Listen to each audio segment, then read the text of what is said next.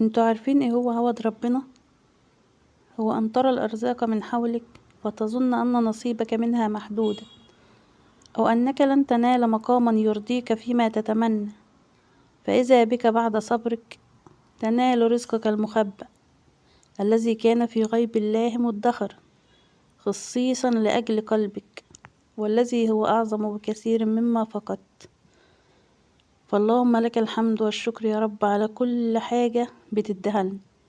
حبايبي واخواتي، نصلي بينا على النبي عليه أفضل الصلاة والسلام. ربنا يا رب يوسع أرزاقنا وأرزاقكم، اللهم آمين يا رب العالمين.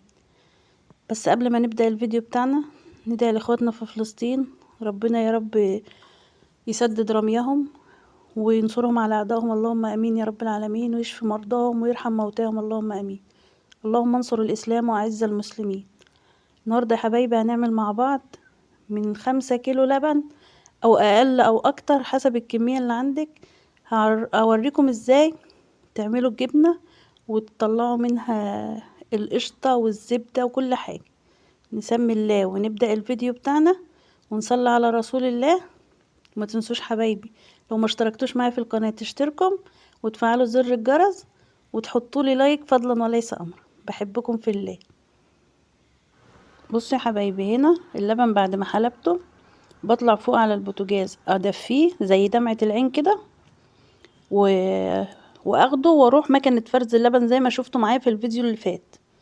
باجي من مكنة اللبن احط القشطة في التلاجة، والحلة اللبن اجيبها الفها كده بدفاية عندك جلابيه قطيفة زي ما انتوا شايفين كده، بقوم ملكفة اللبن كويس قوي قوي قوي ومغطياه، وعلى اخر اليوم بيكون اللبن راب وتمام.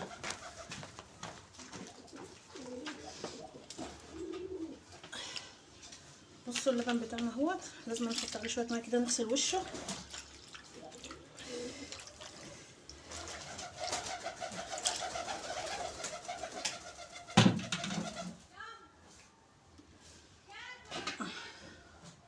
نحطها كده في الخصم.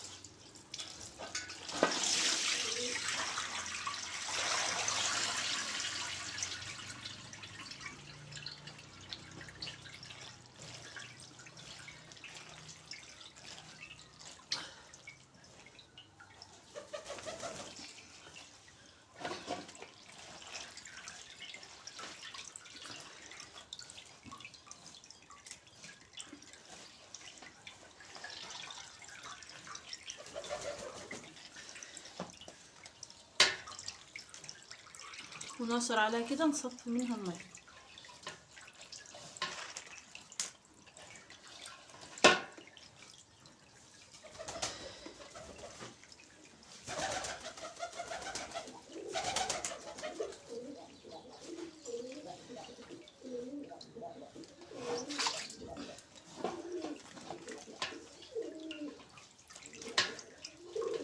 هنسيبها بقى كده اهو، نقفل عليها كده اهو ونسيبها بقى تصفي الشرش بتاعها في الحاجات اللي تحتها دي. وبعد كده باخده بسقيل الجاموسه وبتشربه، ما برموهوش زي التعليق اللي كان جاي على الفيديو بتاع الجبنه اللي انا كنت عاملاها في العلبه الصغيره دي اللي هي زي الجبنه التلاجة. انا كنت حاطه صينيه في الحوض وحاطه فوقها مصفى بلاستيك كافياها، وحاطه فوقها المصفى اللي فيها شويه اللبن، يعني الشرش ما نزلش في المجاري. وبعدين انا زي ما كنتش براعي ضميري بيني وبين ربنا، يعني مش هاجي قدامكم وهترسم، انا زي بعمل بما يرضي الله. مش شرش الحصير ده انا مش برميه، يا اما بحطه دي الحاله دي اللي انا بسقي فيها الجاموسه، بحطه لها تشربه بتشربه. انما لو انا عندي شويه صغيرين بعملهم، الشرش ده باخده بعجن بيه، بعمل بيه معجنات. لو مش هعمل بيه معجنات واعمل ولا هعمل بيه بيتزا ولا هعمل ولا هستعمله، بقوم حاطه لي الجاموسه بتشربه، ما برموش في المجاري. انا بخاف ربنا وبراضي ضميري، مش بعمل عشان هقوم بقى احط للبهايم بتاعتي اكل واكنس حواليهم كده وانضف واشيل الميه اللي تحتهم. ارجع هتكون ايه صفت ميتها، نقوم بقى مسوينها زي ما وهنكمل الفيديو مع بعض. كده اهوت نفتح عليها كده بنلاقيها صفت بالمنظر ده اهي. وعاملين ايه كده، نضغط عليها كده اهو كده كده.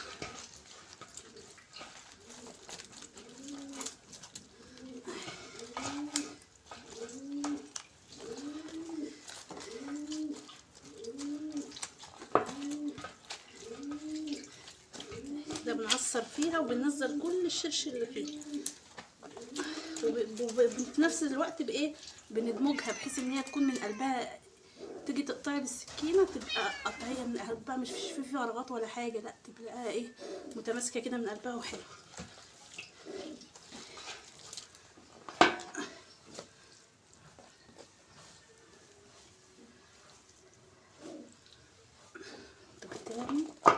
تاني تعملي فيها كده لحد ما تلاقيها كلها بقت حته واحده كده في قلب الحصير، رول كده متماسك كده.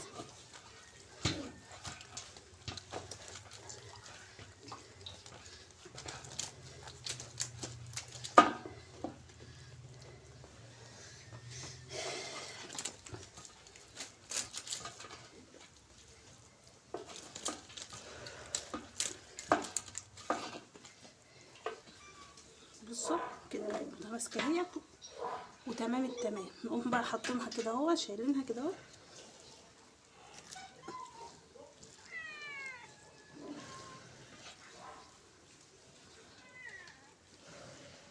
كده اهو، نعلقها في الحصير، نعلقها على المسمار بتاع اللي بنعلق عليه الحصير.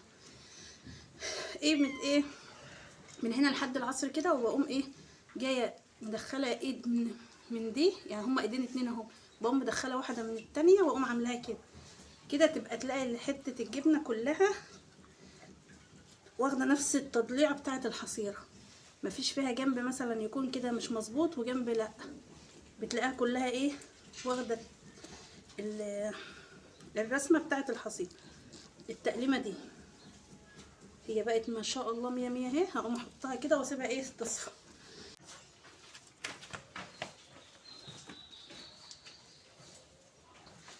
بسم الله. صباح الخير يا ولاد، عاملين ايه؟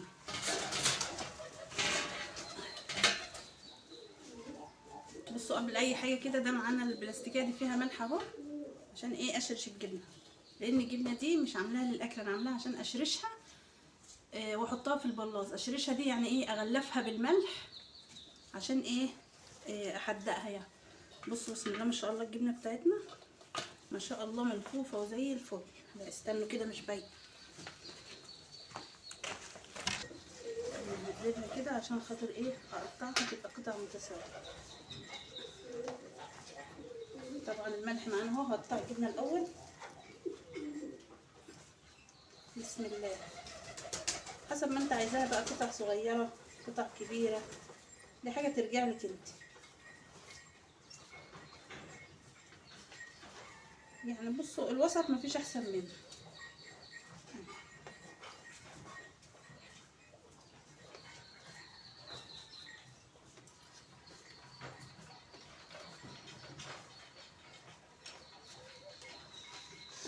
بصوا بقى لو احنا هناكلها، لو احنا هناكل الجبنه دي باخدها كده في الطبق،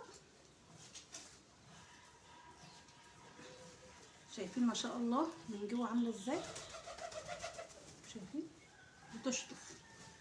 هاخدها احطها في ارصها في طبق كده وارش عليها شويه ملح صغيرين، او اما وانا بحط اللبن في الحصيره بقوم حاطه معاه شويه ملح بساط كده، يعني ايه حاجه تديها القانون بتاعها كده، تحديقها بس بسيط كده عشان تعرفي تاكلي. انما بما ان انا هشرشها في الملح علشان خاطر ايه هحطها في البلاص، وعايزاها تنزل كل الميه اللي فيها علشان اما تتحط في المش تشرب منه. ادي الملح اهوت معايا في البتاع، مش عارفه باين ولا ايه اهو، بغلفها خالص كده بالملح. في ناس بيحطوا على الملح شطه، بس انا اتعودت ان احنا بنحطها في ملح بس، كل بلد حسب ما هي بيعملوها يعني. اهي كلها كده هغلفها بالملح واحده واحده كده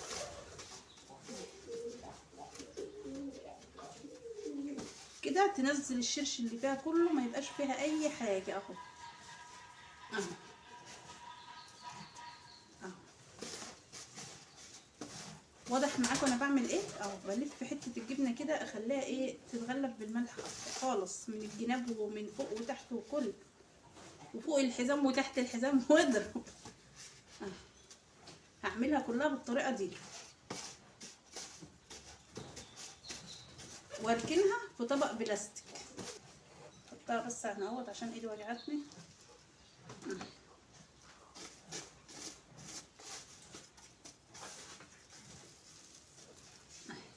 كلها بنفس الطريقه. بس ما انا عملتها اهو، غلفتها بالملح، ما احطهاش بقى لا في صينيه المونيا ولا في ستانلس ولا في اي حاجه، طبق بلاستيك.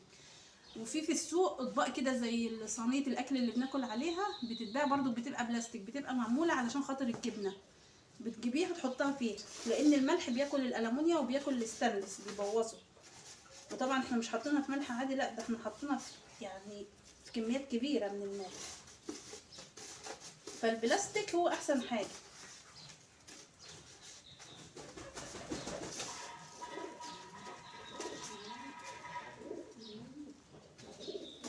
حته الجبنه مدموجه كويس وايه، واخده حقها قوي في الحصير. لو انت عندك برطمان ازاز او برطمان بلاستيك، بس يحبذ يعني او يستحب الازاز، تقومي عامله لك مثلا ايه، تجيبي 5 كيلو لبن وتعمليهم زي ما انا هوريكم كده بالظبط في الفيديو، المراحل كلها، انك انت تطلعي الجبنه وتطلعي القشطه، تعمليها زبده وتخزنيه عندك، تحطيه في المطبخ وتنسيه بقى شهر ولا 2 ولا حاجه، وتاكلي احلى جبنه مش ممكن ايه تكوني دقتها في حياتك. والله العظيم صدقوني يعني عن تجربه.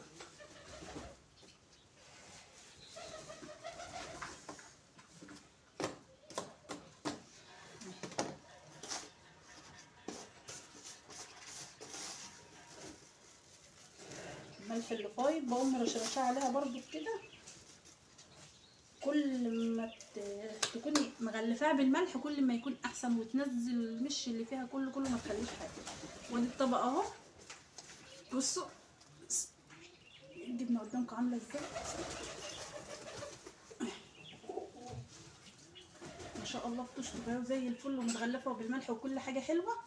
ونركنها بقى، نغطيها ونركنها عندك في اي اوضه ما يكونش الدهس فيها كتير. يعني احنا عندنا في الفلاحين، يعني انا مثلا عندي اوضه مخليها ايه بحط فيها اللبن، انا مش محتاجاها، يعني حاطه فيها الرز بتاعي والحاجه اللي انا الخزين بتاعي يعني في ركن كده، بقوم حطاها ومغطياها وزقها تحت الكنبه، بس اسبوع او 10 ايام تكون ايه اتشرشت وبقت حلوه، بقت جامده وحلوه متماسكه، تقومي واخداها مسقطاها في البلاص. وعلى كده عندك برطمان ازاز تمليه وتحطيه احسن ما تشتريها وبالغلا وبالكم. وكمان ما بقوش بيبيعوا الجبنه الحادقه حادقه كده، لا يا دوبك يحطوها مثلا اسبوع في المش تلون كده ويقول لك ده جبنه حادقه ويبيعوها بقد كده. اهو كده خلصنا المره دي. هغسل الجبنه بقى، هغسل اللهم صل على النبي الحصيره، واحط شويه اللبن التانيين.